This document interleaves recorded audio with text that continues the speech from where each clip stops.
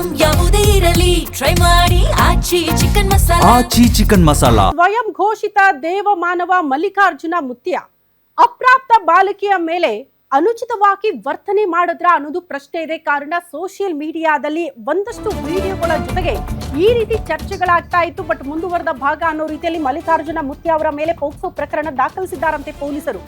ಮಲ್ಲಿಕಾರ್ಜುನ ಮುತ್ಯನ ವಿರುದ್ಧ ಎಫ್ಐಆರ್ ದಾಖಲಾಗಿದೆ ಅನ್ನೋದ್ರ ಡೀಟೇಲ್ಸ್ ಇದು.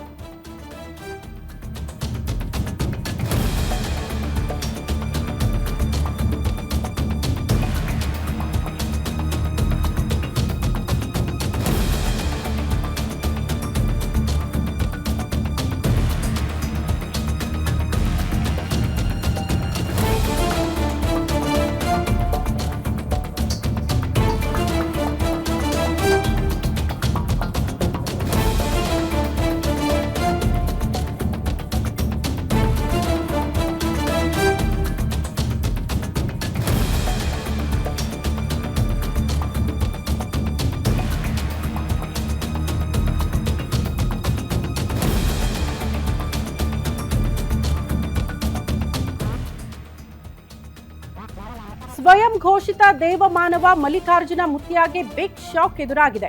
ಮಲ್ಲಿಕಾರ್ಜುನ ಮುತ್ಯನ ವಿರುದ್ಧ ಎಫ್ಐಆರ್ ದಾಖಲಾಗಿದೆ ಅನ್ನೋದ್ರ ಡೀಟೇಲ್ಸ್. ಪ್ರಮುಖವಾಗಿ ಎಷ್ಟು ಗಂಭೀರ ಪ್ರಕರಣ ಅಂದ್ರೆ ಪೋಕ್ಸೋ ಪ್ರಕರಣನೇ ದಾಖಲಾಗಿದೆಯಂತೆ ಸ್ವಯಂ ಘೋಷಿತ ದೇವಮಾನವ ಮಲ್ಲಿಕಾರ್ಜುನ ಮುತ್ಯ ಅವರ ಮೇಲೆ.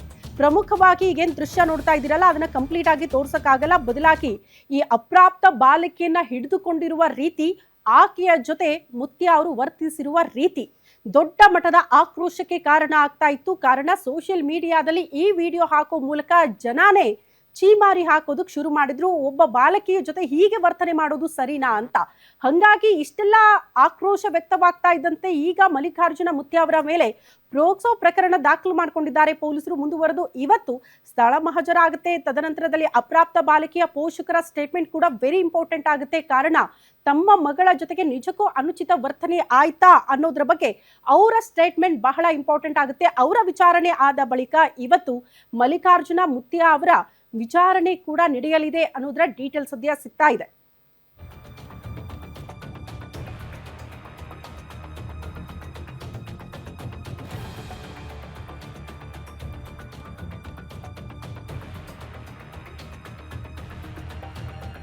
ಈ ಬಗ್ಗೆ ಮತ್ತಷ್ಟು ಡೀಟೇಲ್ಸ್ ಅನ್ನ ಕೊಡ್ತಾ ಹೋಗ್ತಾರೆ ನಮ್ಮ ಪ್ರತಿನಿಧಿ ನಾಗಪ್ಪ ಮಾಲಿಪಾಟೀಲ್ ನೇರ ಸಂಪರ್ಕದಲ್ಲಿ ಜಾಯಿನ್ ಆಗ್ತಿದ್ದಾರೆ. ನಾಗಪ್ಪ, ನಿನ್ನೆಯಿಂದಲೂ ಕೂಡ ಸೋಷಿಯಲ್ ಮೀಡಿಯಾ ಓಪನ್ ಮಾಡಿದ್ರೆ ಒಂದಷ್ಟು ವಿಡಿಯೋಗಳು ಮಲ್ಲಿಕಾರ್ಜುನ ಮುತ್ಯ ಅವರು ಅಪ್ರಾಪ್ತ ಬಾಲಕಿಯ ಜೊತೆ ವರ್ತಿಸಿರುವ ರೀತಿ ಬಗ್ಗೆನೇ ಚರ್ಚೆ ಆಗ್ತಾ ಇತ್ತು. ಕೊನೆಗೂ ಈಗ ಪ್ರಕರಣ ದಾಖಲಾಗಿದೆ ಅಂತ. ಇವತ್ತೇನೆಲ್ಲ ಪ್ರಕ್ರಿಯೆಗಳಾಗಬಹುದು?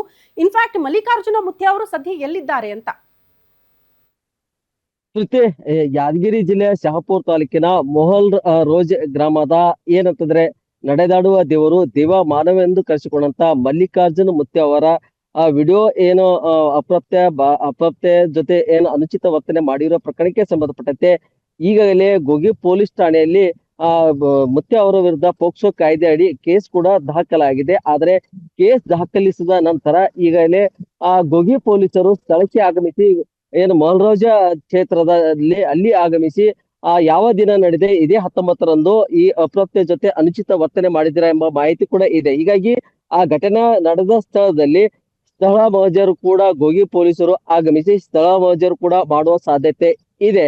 ನಂತರ ಅವರ ಪೋಷಕರಿಗೆ ಏನು ಬಾಲಕಿಯ ಪೋಷಕರವನ್ನು ವಿಚಾರಣೆಗೆ ಒಳಪಡಿಸಲಿದ್ದಾರೆ. ಇದರ ನಂತರ ಈಗಲೇ ಮಲ್ಲಿಕಾರ್ಜುನ ಮುತ್ಯ ಅವರು ಕೂಡ ಈಗ ಮೊಹಲ್ರೋಜ ಗ್ರಾಮದಿಂದ ತೊರೆದು ಅವರು ಕಲಬುರಗಿಯಿಂದ ತೆಲಂಗಾಣದತ್ತ ಅವರು ಎಸ್ಕೇಪ್ ಕೂಡ ಆಗಿದ್ದಾರೆ. ಈಗ ಅವರು ಕೂಡ ನಿನ್ನೆ ರಾತ್ರಿವರೆಗೂ ಅವರ ಭಕ್ತರ ಜೊತೆ ಸಂಪರ್ಕದಲ್ಲಿದ್ರು. ಆದ್ರೆ ಈಗ ಅವರು ಬೆಳಿಗ್ಗೆಯಿಂದ ಮೊಬೈಲ್ ಅನ್ನು ಸ್ವಿಚ್ ಆಫ್ ಮಾಡಿಕೊಂಡು ತೆಲಂಗಾಣದತ್ತ ಕೂಡ ಪರಾರಿಯಾಗಿದ್ದಾರೆ. ಈ ಗೋಗಿ ಪೊಲೀಸರು ಕೂಡ ಏನು ಮಲ್ಲಿಕಾರ್ಜುನ ಮುತ್ಯ ಏನು ಪರಾರಿಯಾಗಿದ್ದಾರೆ, ಅವರ ಬಗ್ಗೆ ಕೂಡ ಶೋಧ ಕಾರ್ಯ ಕೂಡ ನಡೆಸ್ತಾ ಇದ್ದಾರೆ, ಪತ್ತೆ ಕಾರ್ಯ ಕೂಡ ನಡೆಸ್ತಾ ಇದ್ದಾರೆ. ಆದ್ರೆ ಈ ಬಗ್ಗೆ ಈಗಲೇ ಈ ಸಂಬಂಧಪಟ್ಟಂತೆ ಭಕ್ತರಿಗೂ ಕೂಡ ಅವ್ರು ಏನ್ ಹೇಳಿದ್ದಾರೆ ಅಂತಂದ್ರೆ, ನಾನು ಯಾವುದೇ ತಪ್ಪು ಮಾಡಿಲ್ಲ, ಏನು ಅವರ ಬರ್ತ್ಡೇ ಇದೆ, ಬಾಲಕಿಯ ಸಂಬಂಧಿಕರ ಬರ್ತ್ಡೇ ಇತ್ತು, ಬಾಲಕಿಯ ಸಂಬಂಧಿಕರ ಬರ್ತ್ಡೇ ಹಿನ್ನೆಲೆಯಲ್ಲಿ ಮಗುವಿನ ಜೊತೆ ನಾನು ಡ್ಯಾನ್ಸ್ ಮಾಡಿದ್ದೇನೆ, ಆದ್ರೆ ಯಾವುದೇ ತಪ್ಪು ಮಾಡಿಲ್ಲ ಎಂಬ ಮಾಹಿತಿಯನ್ನು ಭಕ್ತರಿಗೆ ಕೂಡ ಮಲ್ಲಿಕಾರ್ಜುನ ಮುತ್ಯ ಅವರು ನೀಡಿದ್ದಾರೆ ಎಂಬ ಮಾಹಿತಿ ಕೂಡ ಲಭ್ಯವಾಗಿದೆ. ಶ್ರುತಿ. ಓಕೆ ನಾಗಪ್ಪ ಮಾಲಿಪಾಟೀಲ್, ಧನ್ಯವಾದಗಳು ತಮ್ಮೆಲ್ಲ ಮಾಹಿತಿಗೆ. ನಿಮ್ಮೂರಿನಿಂದ ವಿಶ್ವ ಮಟ್ಟದವರೆಗೆ ರಾಜಕೀಯ, ಸಿನಿಮಾ, ಸ್ಪೋರ್ಟ್ಸ್ ಯಾವ ಸುದ್ದಿಯೂ ಮಿಸ್ ಆಗಲ್ಲ. ಬರೀ ಸುದ್ದಿಯಷ್ಟೇ ಅಲ್ಲ, ಜೊತೆಯಲ್ಲೇ ಇರುತ್ತೆ ವಿಶ್ಲೇಷಣೆ.